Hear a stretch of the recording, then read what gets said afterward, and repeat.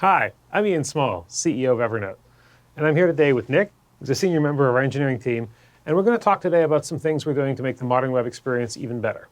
So, Nick, what are we hearing from customers about what they want to see in the modern web experience? Well, they're looking for feature parity. They want to see the features that they've come to expect from the desktop experience. That makes a lot of sense. So what kinds of things are they asking for?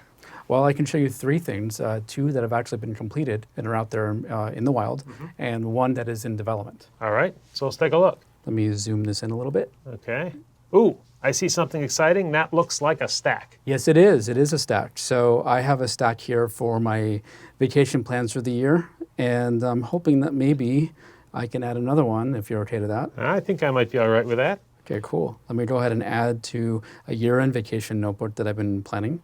Add it to my existing stack here. So I now have two notebooks in my stack. Stack's working the way I would expect it to work on any of the platforms that I use Evernote on. Yes, fully manageable, just like you would expect. So what if actually I say, year-end's coming up and it looks like things are pretty busy, we need to really focus, and no, there's no time for vacation? Well, if that happens, I can just as easily remove that vacation from the stack. In fact, I'll do that now. So it's actually easier to remove the vacation from the stack than it is to remove it from you. Sadly, yes. Okay. I noticed we've done everything with menus. Are we going to be able to drag and drop as well? Yes, that'll be coming in a later iteration. Okay, that makes sense. What else can you show us? So another little thing we did here is added a collapsible sidebar. Okay, so there's a little control. What happens Yes. if you click on it? So if I click on a chevron, it minimizes here. And why do we want to be able to do that? So it gives the user more screen real estate. So if they want to do editing and they don't want that getting in the way of their editing experience, well, we want to push it out of the way. So when I collapse the sidebar, it's still usable. Yes, all the icons here are still fully usable, and some of them have an expanded state, so you can see things at a glance. Okay. And so I can click on anything I like, or I can expand it back out. I sort of have total control over my environment. Totally. All right, so what else do we have?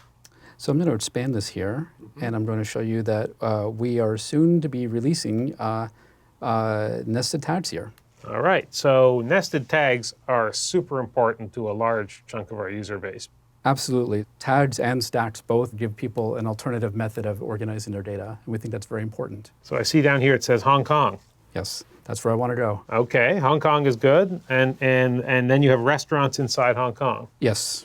But if you actually started to categorize your restaurants, and then you had, like, for instance, I don't know, Chinese restaurants, and then when you were in Hong Kong, if you wanted to, like, go get to a steakhouse and you had an American restaurant, could you do that as well? Absolutely. I can add any level of nesting that I want.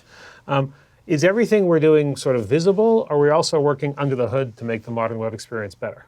Actually, a majority of our engineering work is behind the scenes. So the first thing we're starting off with is changing our sync engine.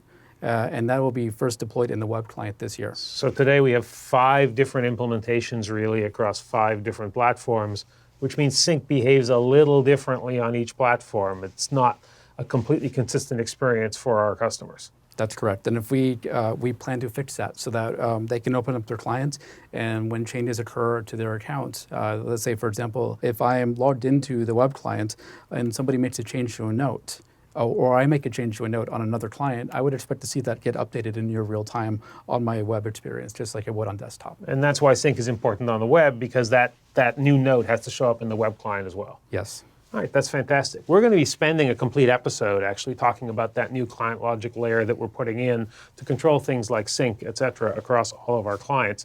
But in the meantime, I'd like to thank you, Nick, for sharing some of these things that we're doing in response to customer feedback.